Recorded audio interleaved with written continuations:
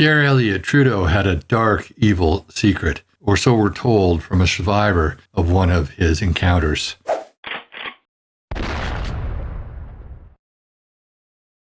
Welcome to my channel, y'all. I hope you're having a great day, and I hope that this report doesn't disturb you too much.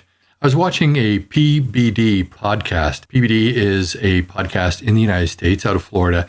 He is one of the top conservative podcasts in the United States, probably one of the top 5, maybe even, one of the top 3 or 2.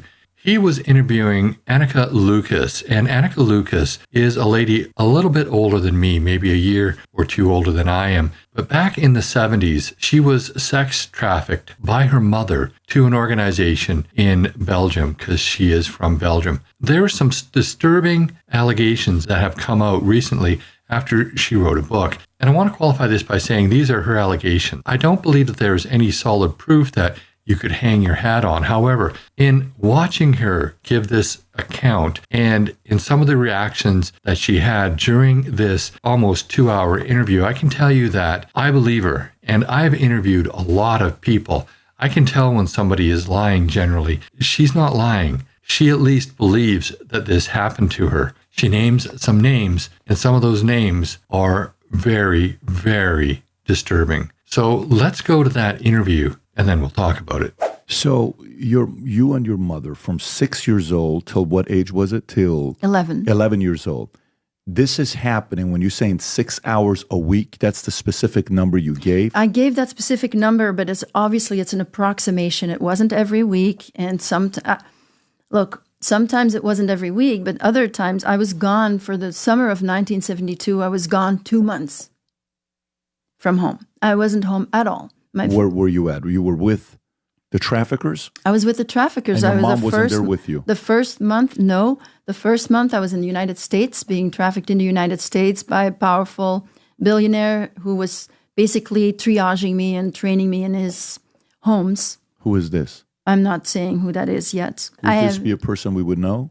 Definitely, you would know the name. Alive or dead? Dead. He was, he was taking me here. I was in the United States, so I was either in his homes, 3 of his homes I spent time in. After that, was taken to Germany, and I was there for another month in a facility in Heidelberg for what was my mind control training. And this is 1972, and I was 9 years old. When I met this billionaire, so in 1972, you had the Bilderberg meeting that happened in Belgium. So for that event, Paul van den Boeinans made sure that he probably did many things around there, but basically to please this powerful American that was there for the Bilderberg meeting, he staged a ritual. And so why would they need to train you, though? The mind control training, he had plans for me, and all right, I can say something.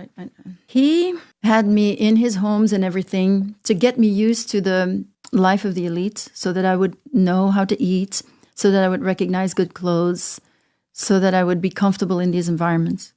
Alongside that, we went to on one of the islands on the northeastern coast of the United States and saw there, and this was a Rothschild who was there. Rothschild. A Rothschild, yeah. And is this who you're talking about? Yeah, so I'm saying we were with Evelyn the Rothschild for 1 day only. It was clear that this billionaire, who you would think is just as powerful as this Rothschild, was not as powerful in the network as he was. And he was asking for permission to make the star that he wanted to make of me. Well, he didn't want to make me into a star. He wanted to make me into an elite sex slave where I would become famous in France. And then with that role, I would attract the most powerful men in the world, and I would be able to spy on them for him and so forth. Is that David Rockefeller? I'm not saying. I can't say this. All right. Only reason I say that is because I pulled up the list from 2012 attendees, and I went through all the guests on the right that says U.S. from the Bilderberg meeting. Okay.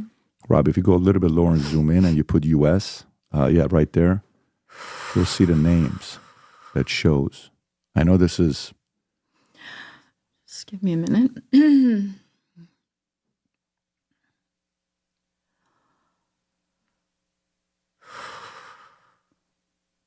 Well, I can't lie, but it's scary.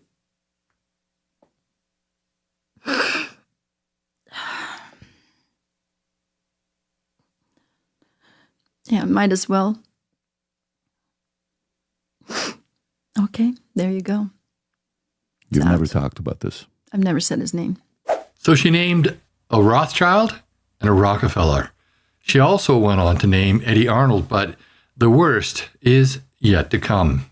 That week, so there was an entire week, and I was basically given to a lot of men there. Meanwhile, horrible things were happening. Songs. Yeah. Meanwhile, lots of horrible things were happening. There was rituals happening. It was like, the only thing I can compare it to is maybe like, I think of a Dionysian orgy. Have you ever read the books of Mary Renaud? Okay. She has described once, and I don't even remember which book, but she described a Dionysian orgy, and it was like I was back there. It goes on for days and days. And But you see, if I look online, there's literally nothing online about accusations about Eddie Arnold. Can you say? You're not going to probably, I know a lot of survivors of David Rockefeller, but I don't think you're going to find any accusation online about David Rockefeller. It's all about cover-up. It was very, very good. All the investment, all the money goes, I mean, not all the money, but it goes a lot to the image. You gave a couple other names to me earlier. Another famous politician from the West. Yeah. How did you meet him? He was also there that week. He was also there that week. Yeah, Pierre Trudeau. So she just named Pierre Trudeau as being a participant, but what's really scary is not that he was there, although that's bad enough, but what he did. And what was the interaction with you? Scary. Was his wife also involved or just him? I didn't see his wife, or I don't know. I didn't see anybody else but him. But you vividly remember him. Justin Trudeau's father, right? That's Yes. who you're talking about. Yes. I mean, you've never mentioned his name before, right? No. Trudeau. What was that relationship like, or the experience like? Was it a one-day thing? Was it a repetitive that happened? All right, I'll tell you something. David Rockefeller had me trained as a spy. So I was a sex slave, of course, and I was an elite sex slave now. And I was trained as a spy through the mind control training. And so that week, I was sleeping with men, and then I would go report on their weaknesses or their sexual preferences to David Rockefeller. Why did he need that information? Is that how to blackmail and use it later on in negotiation? For example. Or if he knows what they want, then he can give it to them sexually. About Trudeau, I said that I could never please him as long as I was alive. That's how scary that was. You could never please him? If I was alive. With Trudeau? Mm-hmm. What does that mean? It means that he couldn't kill me because at that point I was not a throwaway child. And he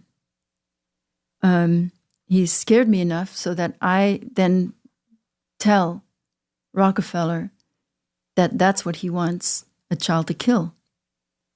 Then you understand that the next time he can, if he wants to use that, he can use it. He can use that information.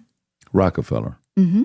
So Pierre Elliott Trudeau was part of this international sex trafficking pedophile ring.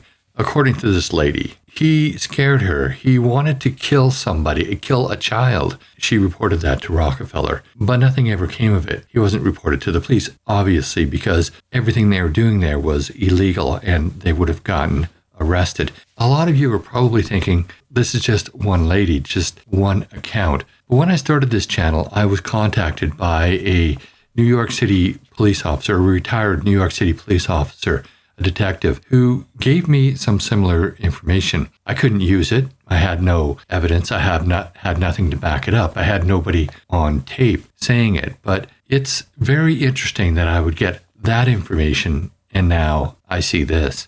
Do I believe this? I actually do believe it. I believe that Pierre Elliott Trudeau was an evil person. I believe that his son is evil as well, but now I'm kind of wondering which one is more evil. But getting back to this interview, obviously I've edited out quite a bit. It's a 2-hour interview. She was talking about all of her experiences, how she was groomed into this, and eventually how she got out and how she was tortured, how she was threatened. Obviously, this information is disturbing. It's also unverified. It's just her word. So I'll let you decide It rings true to me, but that's just my opinion. I'd love to know what you think. Put your comments down below. And while you're at it, please like this video, share with your friends and on social media. And if you haven't already, please subscribe to my channel and hit that bell notification so you never miss another video. Also, please join me on Thursday evenings at 6 p.m. Pacific time for my live stream where you can join in on the conversation. Now, tomorrow might be a little bit different because there is a confidence vote.